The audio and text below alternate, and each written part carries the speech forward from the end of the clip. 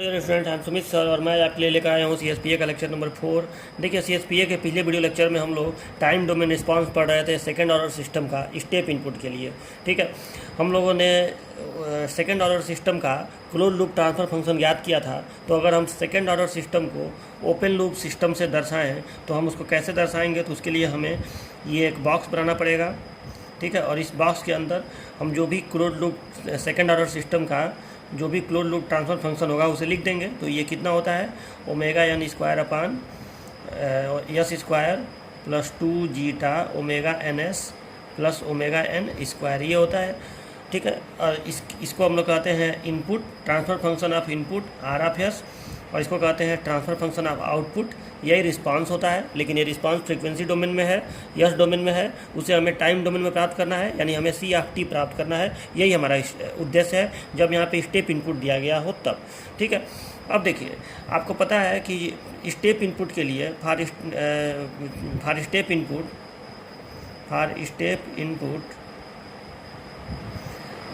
ये जो are of S है वो होता है कितना, तो आर ऑफ एस होता है 1/s। ठीक है, स्टेप इनपुट के लिए आप जानते हैं कि इनपुट को हम लोग यू ऑफ टी से प्रदर्शित करते हैं। ठीक है, तो यू ऑफ टी का जो ट्रांसफ़र फंक्शन होगा वो 1/s होता है। ठीक, यू ऑफ टी का ट्रांसफ़र फंक्शन 1/s होता है। तो यहाँ पे आर ऑफ एस का मान हो गया 1/s। ठीक है, तो ये सी ऑफ एस का मान कितना होगा, मतलब ये जो रिस्पांस है उसका मान कितना होगा, तो सी ऑफ एस का मान होगा। तो देखिए, अगर आपको ये पता करना है तो आप जो ये इनपुट है उसका इसमें गुणा कर दीजिए। ठीक है, इसमें गुणा कर दीजिए जी ऑफ एस में। तो इसका जब इसमें गुणा हो जाएगा तो C of S is equal to हो जाएगा 1/s into omega N square upon S square plus 2 zeta omega N S plus omega N square. ठीक है, ये रिस्पांस हो गया यस डोमेन में। अब हमें इसी को प्राप्त करना है टाइम डोमेन में। तो हम लोग इस जीटा के अलग अलग मान के लिए ये प्राप्त करते हैं। पिछले टर्म पे मैंने आपको केस फर्स्ट बताया था। ठीक है, और केस फर्स्ट में मैंने जीटा बराबर जब 0 हो तब के लिए बताया था, और हमने रिस्पांस पता किया था, और रिस्पांस का ग्राफ इस तरह से बन के आया था, इस तरह से ग्राफ बन के आया था, जिसे हम लोग कहे थे अनडैम्प्ड रिस्पांस। ठीक है, और सिस्टम मार्जिनली स्टेबल आया था। तो ये सब आप लोग पिछले टर्म पे सीखे थे। आज हम लोग केस सेकंड का करेंगे, जो बहुत ज़्यादा इंपॉर्टेंट है। केस सेकंड, जब जीटा का मान किसके किसके बीच में हो, तो वेन ये जो जीटा है इसका मान 0 से 1 के बीच में हो। ठीक है, यानी 0 से बड़ा है जीटा और 1 से छोटा है। इसके लिए हम लोग टाइम डोमेन रिस्पांस यानी सी ऑफ टी पता करेंगे कितना होगा, जीटा का मान 0 से 1 के बीच में हो। एक केस बहुत ज़्यादा इंपॉर्टेंट है। अगर आपको एग्ज़ाम में कह के दे कि अंडर डैम्ड, देखो इसका रिस्पांस जो होता है अंडर डैम्ड होता है, वो बाद में आपको पता चलेगा।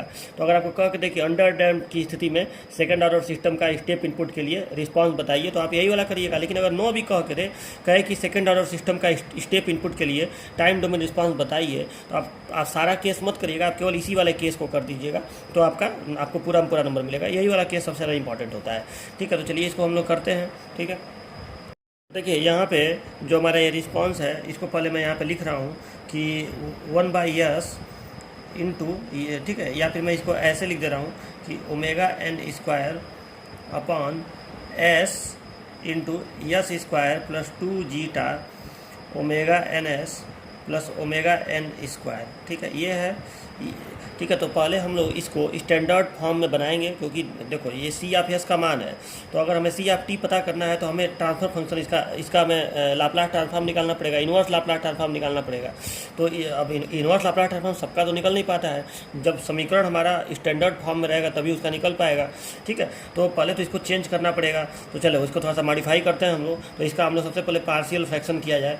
तो देखिए, पार्शियल फ्रैक्शन हम करेंगे तो आपको बताया था कि इस तरह के एक्सप्रेशन का पार्शियल फ्रैक्शन ऐसे करते हैं कि a अपान बी और प्लस इसका ऐसे करेंगे a upon S plus B S plus C upon ये पूरा S square plus 2 zeta omega N S plus omega N square.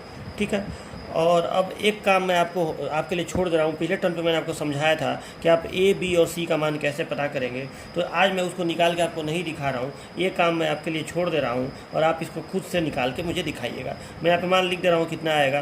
तो यहाँ देखिए, ए आप सॉल्व करेंगे तो ए का मान 1 आएगा, बी का मान -1 आएगा और सी का मान आएगा -2 जीटा ओमेगा एन। इसको आप खुद से करिएगा। ठीक है, तो ये मान यहाँ पर रख दीजिए।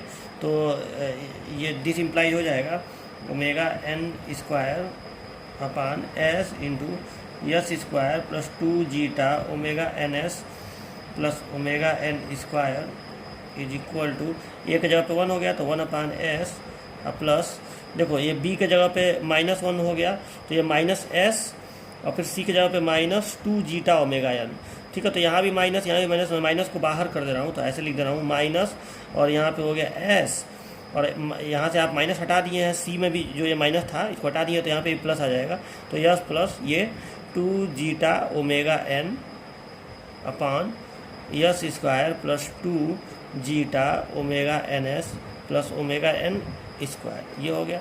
ठीक है, अब देखिए, अब इसको भी मैं थोड़ा सा और मॉडिफाई कर रहा हूँ। देखिए, मॉडिफाई आपको करना पड़ेगा, ठीक है, और सच पे तो थोड़ा बहुत आपको याद भी करके चलना पड़ेगा कि हम लोग इसको कैसे मॉडिफाई किए हैं।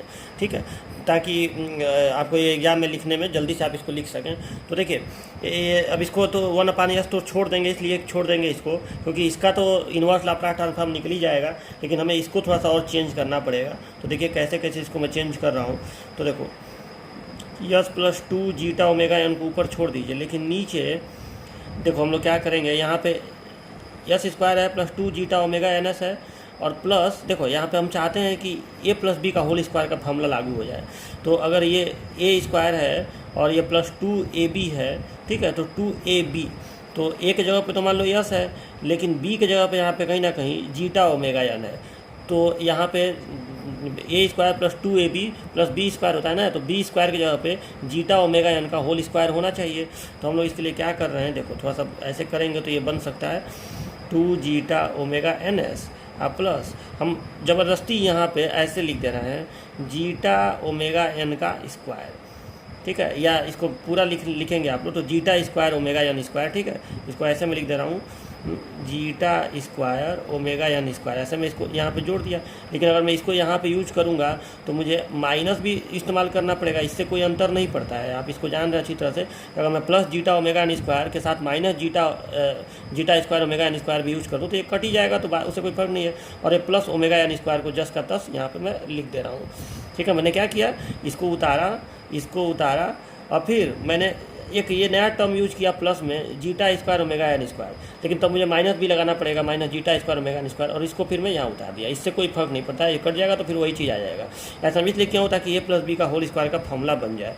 तो ये देखिए बन गया फॉर्मूला कि 1/s, और ये ऊपर का तो उतार दो, और नीचे देखिए, नीचे ए स्क्वायर और ये b square, zeta omega N का जो टोटल स्क्वायर है वही बी है। तो इसको आप ऐसे लिख सकते हैं ना, ए प्लस बी का होल स्क्वायर करके, तो ए प्लस ये हो गया बी, जीटा ओमेगा एन पूरा बी है का होल स्क्वायर। तो देखिए यही चीज़ आ जाएगा, ए स्क्वायर यानी s square plus zeta square omega N square और 2ab, तो 2 गुणे यस गुणे जीटा ओमेगा एन। ठीक है, तो यहाँ पे वो लिखा हुआ है। और अब इसमें से देखो ये जो बढ़ा है जो टर्म, इसमें से अगर मैं minus omega N square common ले लेता हूँ, ठीक है, तो क्या बचेगा, तो देखिए यहाँ पे क्या बचेगा। तो यहाँ पे अगर मैं इसको कॉमन ले लूँ, ठीक है, तो यहाँ पे मैं plus omega N square common ले रहा हूँ। ठीक है, तो अगर मैं plus omega N square common ले लूँ तो देखिए बचेगा यहाँ पे माइनस जीटा स्क्वायर प्लस 1 बचेगा, उसको मैं ऐसे लिख दे रहा हूँ 1 माइनस जीटा स्क्वायर। मतलब मैं इस ओमेगा एन स्क्वायर को पहले इधर लिख दिया और इसको उधर लिख दिया। ठीक है, तो ओमेगा एन स्क्वायर को जब मैं कॉमन लूँगा तो आ जाएगा 1 माइनस जीटा स्क्वायर। ये आपको समझ में आया ना।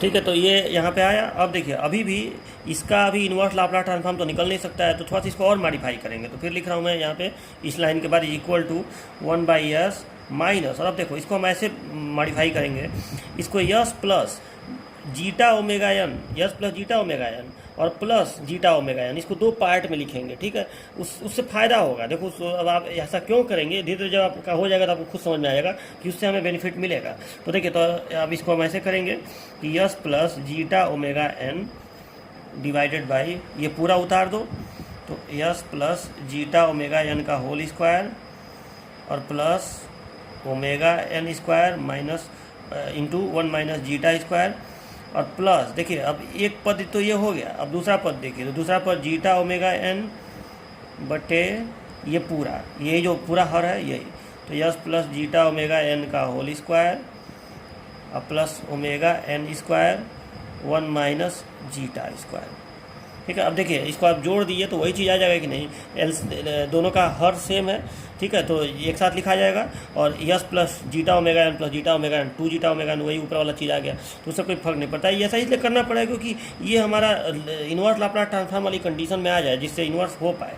ठीक है, तो अब देखिए तो ये हो गया, ये सब सी ऑफ यस का इक्वेशन है। तो अब देखिए तो ये इतना हो गया। अब इसको थोड़ा सा और मॉडिफाई किया जाए तो देखिए कैसे इसको हम मॉडिफाई कर सकते हैं इसके आगे। अब एक काम हम लोग कर रहे हैं कि यहाँ पे जो ये जो पद आपको दिख रहा है ना, omega N square 1 minus zeta square, और यहाँ भी omega N square 1 minus zeta square, इसको हम लोग ओमेगा डी, इस पूरे पद को एक नए अक्षर से हम लोग परिस्थिति इसको करेंगे, उससे हमें बेनिफिट होगा। ठीक है, इतना बड़ा लेके चलने से अच्छा है कि हम एक छोटे से टर्म से उसको प्रसिद्ध करें। ठीक है, तो उससे हम लोग प्रसिद्ध करेंगे। तो यहाँ पर मैं लिख रहा हूँ कि लेट, मतलब माना ओमेगा डी से मैं उसको प्रसिद्ध कर रहा हूँ, omega D square is equal to omega N square 1 minus zeta square. ठीक है, इस अक्षर से मैं इसको प्रसिद्ध कर रहा हूँ। इसको कहते हैं नेचुरल फ्रीक्वेंसी ऑफ ऑसिलेशन, इसको डैम्पिंग रेशियो, और इसको कहते हैं डैम्पिंग फ्रीक्वेंसी इसको बोला जाता है। ठीक है, तो ओमेगा डी स्क्वायर, मतलब इस पूरे वर्ड को, इस पूरे एक्सप्रेशन को मैं ओमेगा डी से प्रसिद्ध कर रहा हूँ, ओमेगा डी स्क्वायर से। ठीक है, तो अब देखिए ये क्या हो जाएगा, तो इक्वल टू ये हो गया 1 by S minus S plus zeta omega N बटे yes plus zeta omega N का होल स्क्वायर और plus omega D square plus zeta omega N बटे yes plus zeta omega N का स्क्वायर और plus omega D square. ठीक है, ये ऐसे रिप्रेजेंट हो गया।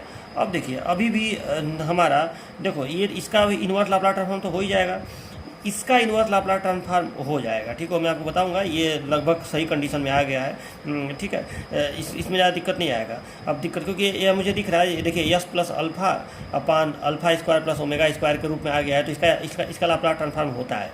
ठीक है, यहाँ थोड़ा सा दिक्कत हमको दिख रहा है कि इसको थोड़ा सा और मॉडिफाई हम करते हैं। ठीक है, क्योंकि इसका अभी लाप्लास ट्रांसफॉर्म नहीं हो पाएगा। ठीक है, तो अभी देखिए अभी आगे आपको समझ में आ जाएगा। तो हम एक काम करते हैं, इसमें से कुछ और कॉमन लिया जाए तब ये हो जाएगा। ठीक है, तो इसमें से हम क्या कॉमन ले रहे हैं, तो देखिए इसमें से अगर हम जीटा अपॉन, देखिए एक मिनट इसको पहले लिख लेने दीजिए, तो यहाँ पे 1 अपॉन यस माइनस, और इसको तो पहले उतार लेने दो, यस प्लस यहाँ पे जीटा ओमेगा एन बटे yes plus zeta omega N का होल स्क्वायर, ये जीटा ओमेगा एन है, और प्लस ओमेगा डी स्क्वायर। ठीक है, और इसमें से मैं आप देखिए क्या कॉमन ले रहा हूँ। ठीक है, अच्छा एक चीज़ का ज़रा सुधार इसमें कर लीजिएगा कि जब मैं इसको तोड़ा हूँ, जैसे इस इक्वेशन को जब मैं तोड़ा हूँ दो पार्ट में, ठीक है, यहाँ पे s plus zeta omega N बटे इतना, और यहाँ पे लिख दिया हूँ प्लस जीटा ओमेगा एन बटे इतना। ये प्लस नहीं रहेगा, ये माइनस रहेगा। पूछिए क्यों? क्योंकि देखिए यहाँ पे 1 बाई यस, और सच पूछिए तो ये इस तरह से ब्रैकेट में है ना, इस तरह से। ठीक है, यहाँ पे माइनस बाहर है, देखो ये माइनस जो है पूरे इस भिन्न के जो आपका समीकरण लिखा है इसके पहले था, तो जब आप तोड़ेंगे तो माइनस इधर रहेगा और ये पूरे अंदर में रहेगा। ठीक है, तो जब ये ब्रैकेट खुल जाएगा तो यहाँ माइनस और यहाँ भी माइनस हो जाएगा। ठीक है, यहाँ बीच में माइनस रहेगा। चलो, तो अब ठीक है, अब देखिए इसमें से मैं क्या कॉमन ले रहा हूँ। इसमें से मैं कॉमन ले रहा हूँ देखो इस जीटा है, जो जीटा है ना, इसको बाहर कर दे रहा हूँ, मतलब इसको मैं बाहर ऐसे कर दे रहा हूँ। इसको करने से तो हमें बेनिफिट मिलेगा। ठीक है, तो जीटा अपॉन, और देखिए under root 1 minus zeta square, इतना चीज़ मैं बाहर कर दे रहा हूँ और बाकी चीज़ को मैं ब्रैकेट में लिख रहा हूँ। तो अब आपको बताना है ब्रैकेट में क्या लिखाएगा। ठीक है, तो देखिए जीटा यहाँ से हटा दिया तो ओमेगा एन तो लिखाएगा ही लिखाएगा। और अब देखिए ओमेगा एन में किस चीज़ का, देखो अगर मैं जो चीज़ यहाँ पे आप बटे में कॉमन लेते हैं उसका यहाँ गुणा हो जाता है, मतलब यहाँ गुणा हो जाएगा कहीं ना कहीं under root 1 minus zeta square का। ठीक है, और फिर नीचे तो ये पूरा चीज़ उतरा जाएगा, क्योंकि नीचे से तो जो चीज़ नीचे से कॉमन लिया गया है वो तो यहाँ लिख दिया। अब देखिए अब नीचे तो ये पूरा चीज़ ऐसे उतार लिया जाएगा कि yes plus zeta omega N का whole square plus omega D square, यहाँ तो कोई चेंजिंग नहीं आएगा।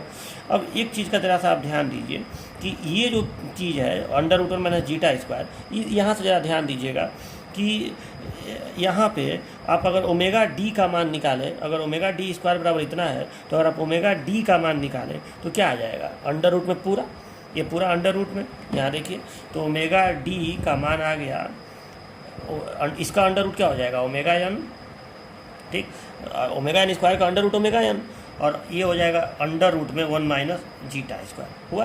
तो 1 माइनस जीटा स्क्वायर का मान क्या हो जाएगा, omega d upon omega n, under root 1 minus zeta square का मान क्या हो जाएगा, omega d upon omega n, ठीक है। तो इसके जगह पे अगर आप omega d upon omega n करेंगे इसके जगह पे, तो ओमेगा एन से ओमेगा एन कट जाएगा, तो बचेगा क्या, omega d upon omega n यहाँ पे करेंगे इसके जगह पे, तो बचेगा क्या, तो ओमेगा एन तो ओमेगा कट जाएगा, ओमेगा डी बचेगा केवल, यानी इस पूरे को हटा के, देखिए समझ लीजिएगा, मैं डायरेक्ट कर रहा हूँ, आप चाहेंगे तो एक लाइन बढ़ा के भी कर सकते हैं, ठीक है। तो यहाँ पर मैं सीधे लिख दे रहा हूँ ओमेगा डी, ये आपको समझ में आया ना, ठीक है, यहाँ से मैं उसको समझ लीजिएगा। तो चलो अभी मैं इसको मिटा रहा हूँ, आप इसको समझ लेंगे। तो ये मान निकला, अब ये जो मान निकला है ये सी ऑफ एस का ही तो मान है, ठीक है। तो अब देखिए, अब हम लोग क्या करेंगे, अब ये स्टैंडर्ड फॉर्म में आ गया है, मतलब इसका अब इन्वर्स लाप्लास ट्रांसफॉर्म निकाला जा सकता है। तो हम लिखेंगे by taking inverse Laplace transform by taking ILT, ठीक है। तो जब हम ILT लेंगे तो ये सी ऑफ एस बन जाएगा सी ऑफ टी, यही तो हमें निकालना है, यही टाइम डोमेन रिस्पांस कहलाता है, सी ऑफ टी, ठीक है, इज इक्वल टू, अब देखिए 1 अपान एस का इन्वर्स लाप्लास ट्रांसफॉर्म क्या होगा, तो 1 का लाप्लास ट्रांसफॉर्म स्टेप फंक्शन का 1 अपान एस होता है, तो 1 अपान एस का इन्वर्स लाप्लास ट्रांसफॉर्म 1 हो जाएगा, तो ये हो गया। अच्छा, अब इसका आप कहेंगे सर ये इसका डायरेक्ट कैसे निकलेगा, तो देखो आपको मैं फार्मूला बता रहा हूँ, देखिए ये जो एक फंक्शन होता है e⁻ minus alpha t into cos omega T, इसका जो लाप्लास ट्रांसफॉर्म होता है, ये टाइम डोमेन का फंक्शन है, इसका जो लाप्लास ट्रांसफॉर्म होता है ये होता है s plus alpha upon yes plus alpha का होल स्क्वायर और प्लस ओमेगा स्क्वायर, ठीक है, ये एक इसका लाप्लास ट्रांसफॉर्म होता है, ठीक है, यस प्लस अल्फ़ा बटे यस प्लस अल्फ़ा का whole square plus omega square. और इसी तरह से अगर आप e⁻ minus alpha t into sine omega t कर दें तो इसका लाप्लास ट्रांसफॉर्म आता है ओमेगा अपान, ये नीचे वाला सेम रहेगा, यस प्लस अल्फ़ा का whole square plus omega square. अब देखिए कहीं ना कहीं ये जो पूरा पद है ये इस रूप में है, और ये जो पूरा पद है केवल ये वाला ब्रैकेट के अंदर वाला वो इस रूप में है, आप ध्यान से देखिए। तो यहाँ आप देखिए यस प्लस अल्फ़ा बटे यस प्लस अल्फ़ा का होल स्क्वायर और plus omega square, omega square जब पे ओमेगा डी स्क्वायर है उससे कोई नहीं मतलब है, तो देखिए यस प्लस अल्फ़ा बटे यस प्लस अल्फ़ा का whole square plus omega square, और यहाँ देखिए ओमेगा यानी कि ओमेगा बटे यस प्लस अल्फ़ा का whole square plus omega square, तो ओमेगा बटे यस प्लस अल्फ़ा का whole square plus omega square, ठीक है। तो कहीं ना कहीं इन दोनों का इन्वर्स लाप्लास ट्रांसफॉर्म निकल जाएगा। अल्फ़ा की जगह पे याद रखिएगा जीटा ओमेगा एन है, तो चलिए इसी रूप में इसको हम लिख देते हैं, ये आप मन करेगा तो कहीं किनारे इसको भी नोट रख सकते हैं कि ये होता है फार्मूला लाप्लास ट्रांसफॉर्म का। तो चलिए उसी का यूज करके मैं यहाँ पे लिख रहा हूँ। तो देखिए, तो इस पूरे को मैं क्या लिख दूँगा, e⁻ माइनस अल्फ़ा टी होता है ना, तो अल्फ़ा की जगह पे जीटा है तो minus zeta omega N t, ये हो गया, इंटू कास ओमेगा टी। तो अब कास ओमेगा, यहाँ पे ओमेगा की जगह पे ओमेगा डी लिखाएगा, ठीक है, ये अल्फ़ा है जीटा ओमेगा एन तो वो यहाँ लिखाएगा, और कास ओमेगा टी तो कास ओमेगा डी टी ऐसे लिखाएगा, और माइनस ये तो बाहर हो जाएगा क्योंकि ये तो इसका लाप्लास ट्रांसफॉर्म नहीं निकलेगा, ये मतलब लाप्लास ट्रांसफॉर्म, ठीक है, इसका निकलेगा। तो देखिए ये ब्रैकेट में क्या हो जाएगा, तो ब्रैकेट में हो जाएगा e⁻ minus zeta omega N t, ठीक है, क्योंकि यहाँ ये अल्फ़ा है, और into sine omega D t, omega D t अभी फार्मूला आपको बताया हूँ उसी से ये आया है, ठीक है। अब देखिए तो इस वाले पद में भी ये चीज़ है e⁻ minus zeta omega N t, और इस वाले पद में भी है, ठीक है। तो हम इसमें से दोनों को कॉमन ले रहे हैं, तो देखिए क्या बचेगा, तो C of T is equal to आएगा 1 minus e⁻ minus zeta omega N T को मैं कॉमन ले रहा हूँ, ठीक है। तो ब्रैकेट में क्या बचेगा, तो ये बचेगा कास ओमेगा डी टी, और यहाँ प्लस हो जाएगा ना, कॉमन हो जाएगा तो plus zeta upon under root 1 minus zeta square, ठीक है, 1 माइनस जीटा स्क्वायर इंटू ये तो कॉमन हो गया है, ठीक है, तो इंटू सॉरी ये कॉमन हो गया है तो into sine omega D T, ये आ गया। तो ये हमारा टाइम डोमेन रिस्पांस निकल तो चुका है, लेकिन थोड़ा सा इसको और मॉडिफाई करते हैं। तो ये देखिए, अगर हम इस पूरे का, जैसे दो पद है, एक पद ये है एक पद ये है, तो अगर हम इस दोनों पदों का एलसीएम ले लें तो एलसीएम यही आएगा 1 माइनस जीटा स्क्वायर, और उसके बाद उसका इसमें गुणा हो जाएगा। आप ये तो जान ही रहे हैं, एलसीएम निकलेगा तो जो आएगा वो एलसीएम हो जाएगा और उसका इसमें गुणा हो जाएगा। तो ये हो जाएगा √1 minus zeta square into cos omega D T, plus जी, इसमें तो किसी का गुणा नहीं होगा, plus zeta sine omega D T, ये ऐसे हो जाएगा। अब जो एलसीएम नीचे का रहेगा उसको मैं बाहर अगर लिख दूँ तो लिखा जा सकता है इस तरह से।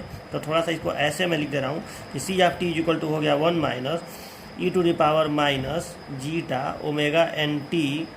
अब बटे में इसको मैं बाहर लिख दे रहा हूँ √ जो है 1 माइनस जीटा स्क्वायर। लेकिन जब आप इसको बाहर लिखेंगे तो ये बताया हूँ ना, वैसे भी आप इसको सोच सकते हैं कि जब आप इसको बाहर लिखेंगे तो इसमें इसका गुणा होगा और इसमें भी गुणा होगा, तो यहाँ गुणा होगा तो वो कट जाएगा, ठीक है। तो यहाँ केवल यही बचेगा, लेकिन यहाँ गुणा हो जाएगा। तो यहाँ क्या बचेगा, तो यहाँ बचेगा √1 minus zeta square cos omega D T plus zeta sine omega D T,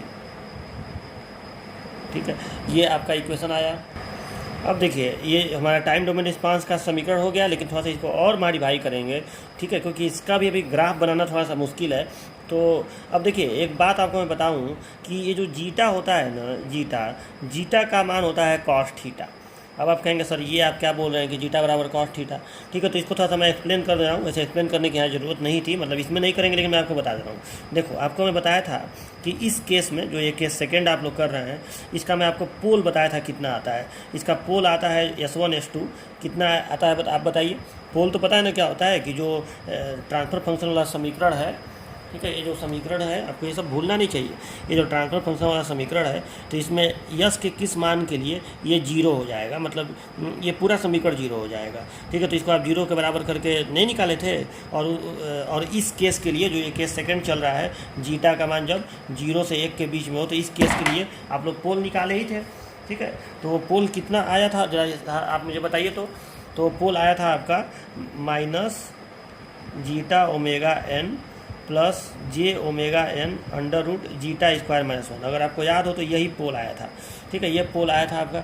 अच्छा, इस पोल को हम लोग कैसे रिप्रेजेंट करते हैं, तो ऐसे रिप्रेजेंट करते हैं ना कि ये जो पोल है ये कॉम्प्लेक्स नंबर है, क्योंकि जे आया हुआ है, और इसमें ये रियल पार्ट है और ये इमेजनरी पार्ट है। तो रियल पार्ट में माइनस है तो ये यहाँ आ जाएगा, ये हो गया माइनस जीटा ओमेगा एन, और इमेजनरी पार्ट को आप इस एक्सिस पे दिखाएंगे, ठीक है। तो ये हो गया यहाँ पे प्लस वाला हो गया, यहाँ प्लस माइनस दोनों होता है, तो ये हो गया जे ओमेगा एन √ जीटा स्क्वायर -1, ये यहाँ पे हो गया, और ये हो गया माइनस जीटा ओमेगा एन। उसी तरह से नीचे भी हो जाएगा, क्योंकि ये इमेजनरी पार्ट में तो दोनों है, यहाँ पे माइनस जे ओमेगा एन √ जीटा स्क्वायर -1 हो जाएगा, ठीक है। और ये इसका पॉइंट यहाँ हो जाएगा, मतलब पोल दर्शाएंगे यहाँ पे और पोल दर्शाएंगे यहाँ पे, और ये कॉम्प्लेक्स कंजुगेट होगा, ठीक है, क्योंकि ऊपर नीचे आ रहा है। ये सब मैं आपको बताया था। अब मुझे बताना है आपको कि ये थीटा क्या चीज़ है, तो कैसे जीटा बराबर थीटा होगा। तो देखिए, थीटा हम लोग इसी कोण को कहते हैं, मतलब मान लीजिए कि आप इसको इससे मूल बिंदु से मिलाए पोल को, तो ये जो कोण बन रहा है ना, इसी को थीटा कहा जाता है, ठीक है। तो अब ये जो एंगल है, अगर इसका हम कॉस निकाल दें, ठीक है, कॉस थीटा, तो वो जीटा हो जाएगा।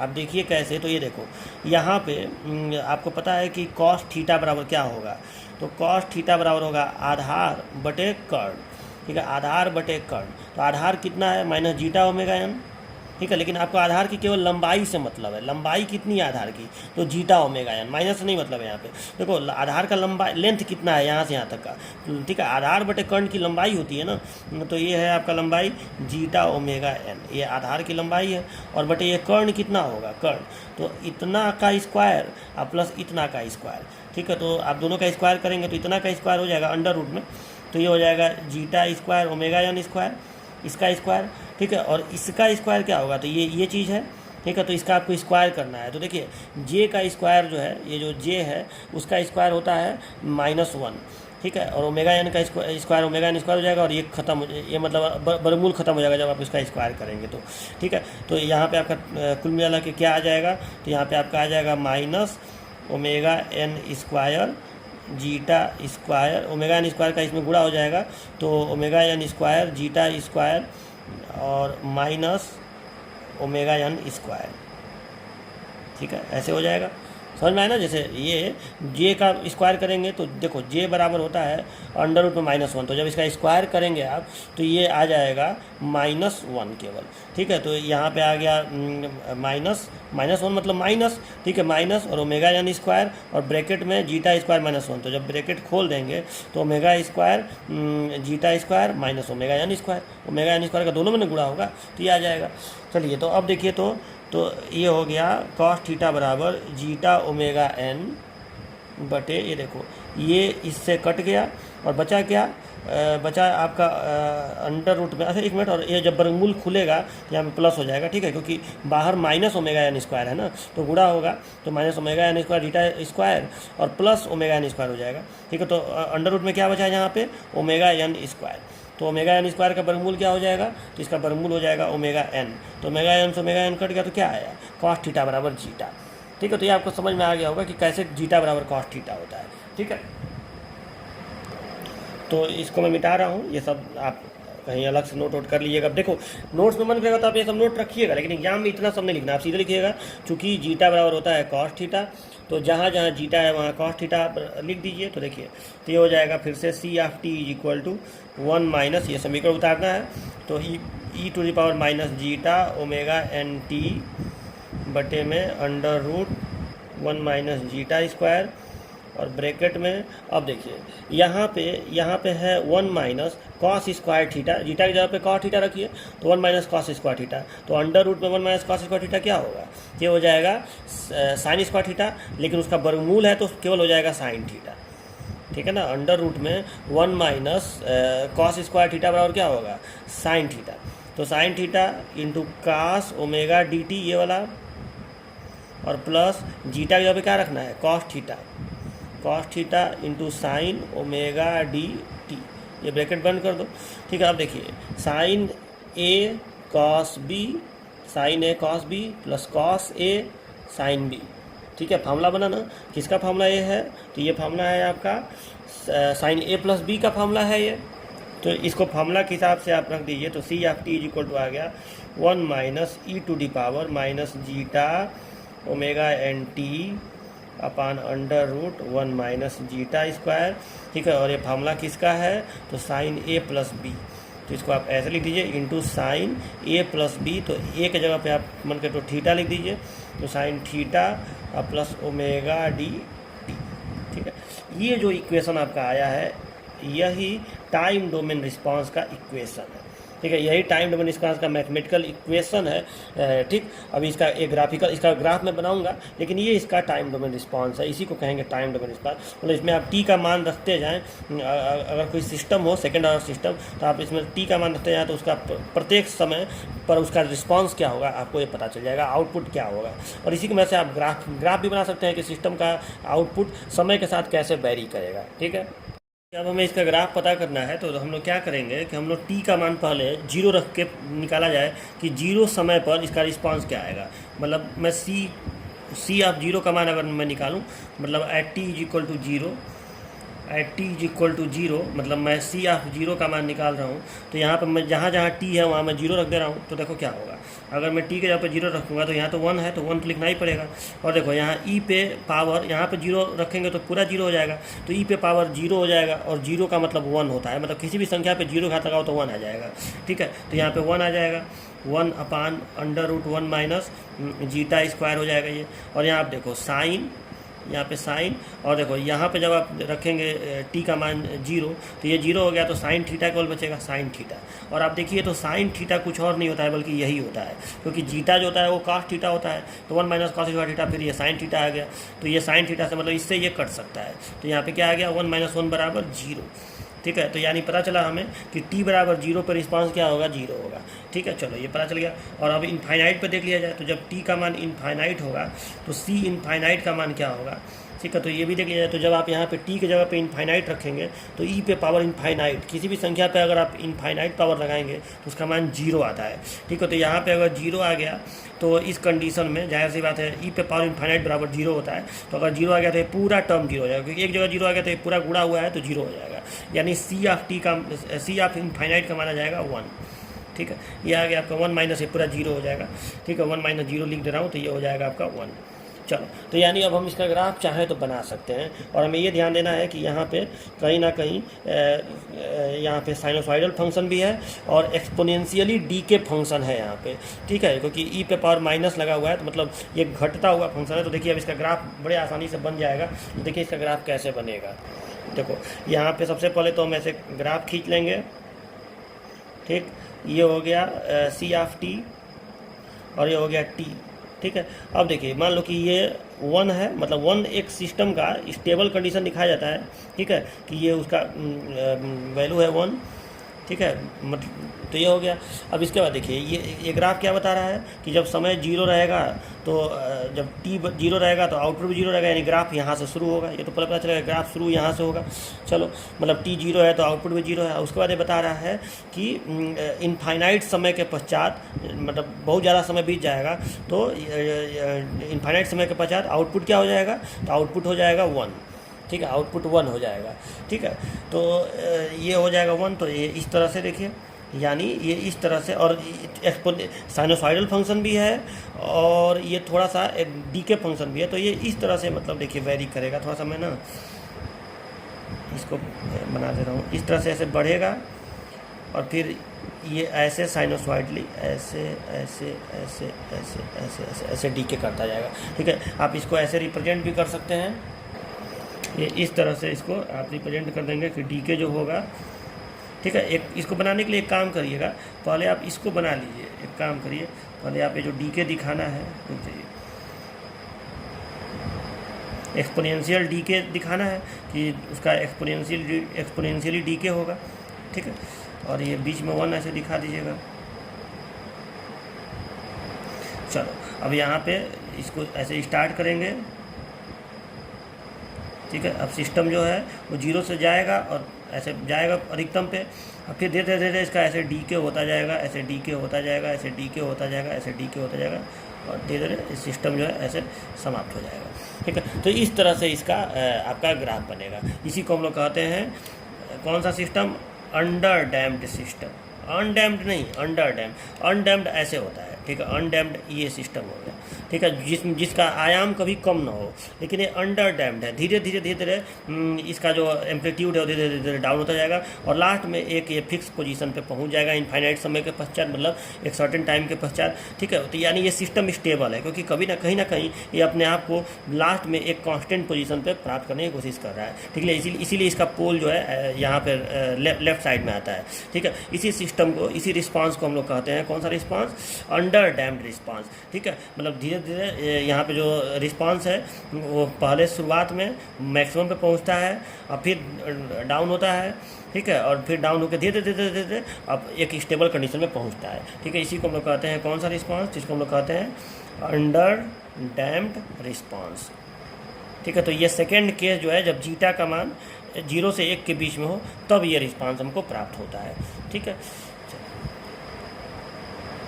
तो आप ये अच्छे से अपने नोट्स में ये पूरा अच्छे से लिख लीजिएगा, ठीक है। जितना आपको लिखवाया हूँ एक बार दिखा दे रहा हूँ, ठीक है। शुरुआत यहाँ से हुआ था ना, तो ये पूरा आप अच्छे से लिख लीजिएगा। पहले थोड़ा सा ये तैयार रखिएगा, ये एग्जाम में आता है, ठीक है। और फिर ये है, ठीक है, फिर ये पूरा आपको करना पड़ेगा और इसको एक बार याद रखिएगा क्योंकि ये भूल जाता है कैसे डेरिवेशन किया गया है, ठीक है। और ये लास्ट में ऐसे रिस्पांस निकाल के दिखा दीजिएगा, ठीक है।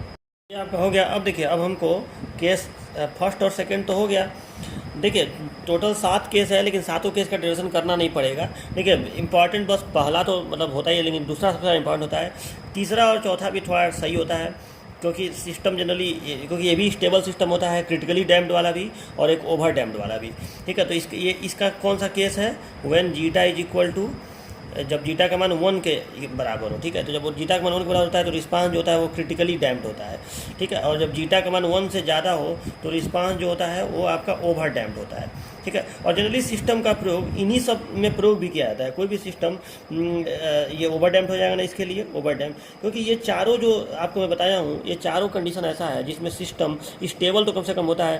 पहला वाला मार्जिनली स्टेबल होता है तो उसमें भी ज़्यादा यूज हम लोग नहीं करते हैं सिस्टम का, ठीक है। सबसे ज़्यादा प्रयोग सिस्टम का यूज या तीन ही स्टेबल का कंडीशन मिल रहा है। एक मिल रहा है अंडर डैम्प्ड वाला, ठीक है, जो अभी पढ़ाया हूँ थोड़ी देर पहले, अंडर डैम्प्ड वाला। इसमें जीटा का मान 0 से 1 के बीच में होता है, ठीक है। ये भी सिस्टम स्टेबल रहता है क्योंकि ऑसिलेट करते हुए, ऑसिलेटिंग तो होता है इसमें, ये जो है आपको ये पता है कि इसमें ऑसिलेट करेगा सिस्टम काफ़ी देर तक, लेकिन बाद में स्टेबिलिटी पे पहुंच जाएगा ऑसिलेट करते हुए, ठीक है। और इसमें भी सिस्टम स्टेबल होता है, इसमें भी सिस्टम स्टेबल होता है। और बाकी जो 3 कंडीशन होते हैं निगेटिव वाला, ठीक है, उसमें तो सिस्टम अनस्टेबल होता है, ठीक है। तो वो तो हम ज़्यादा एग्जाम में पूछता नहीं है, ठीक है। और वो उसका डेरिवेशन भी आपको करने की ज़रूरत नहीं है, बस आपको यही 4 का करने की ज़रूरत है, जिसमें मैं 2 का करा दिया, ठीक है। इन दोनों का थोड़ा आपको समझा दे रहा हूँ, आप इन दोनों का मुझे करके दिखाइएगा।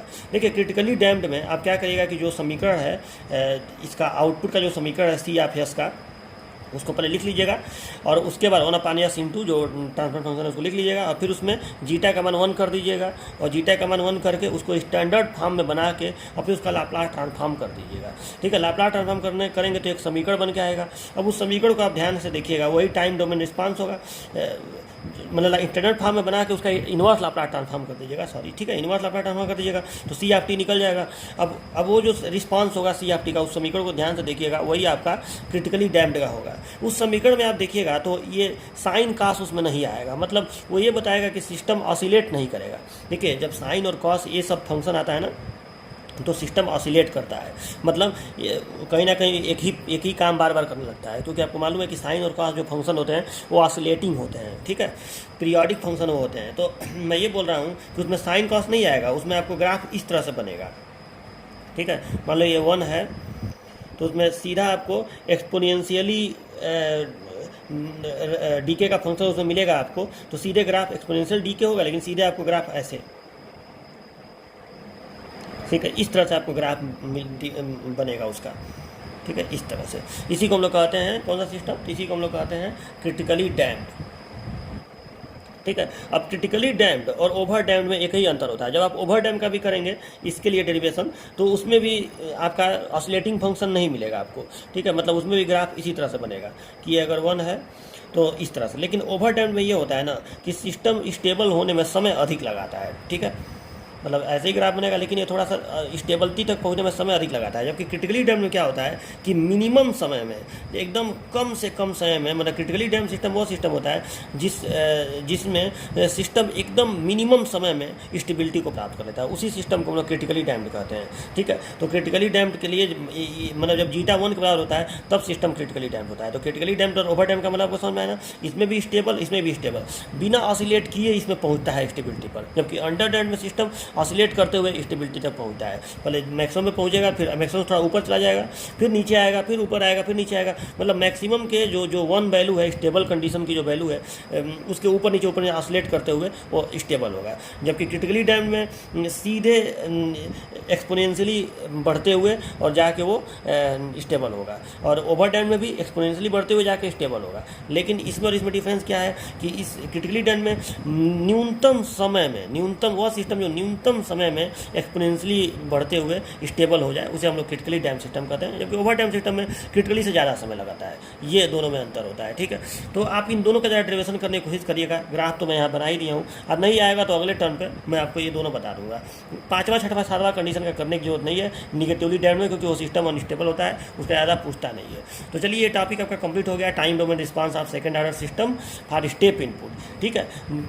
अभी मतलब बड़े क्लासों में रैंप इनपुट के लिए और इम्पल्स इनपुट के लिए भी ये पढ़ाया जाता है, लेकिन आपके डिप्लोमा में केवल स्टेप इनपुट के लिए पढ़ना है, ठीक है। तो आपका ये कंप्लीट हो गया। लेकिन इन दोनों का अगर आप नहीं कर पाएंगे अच्छे से, तो मैं इन दोनों का नेक्स्ट टर्न पर आपको बता दूंगा, क्योंकि क्रिटिकली डैम्प्ड और ओवर डैम्प्ड भी एग्जाम में कई बार पूछा जाता है कि बताइए क्या होता है। तो आप जब समझे रहेंगे ये सब चीज़ तभी तो लिख पाएंगे। तो चलिए मैं नेक्स्ट टर्न पर ना हो तो इसको बता ही दूंगा, लेकिन कोशिश करिएगा आप, ठीक है। तो चलिए मिलते हैं नेक्स्ट लेक्चर में, तब तक के लिए बाय बाय।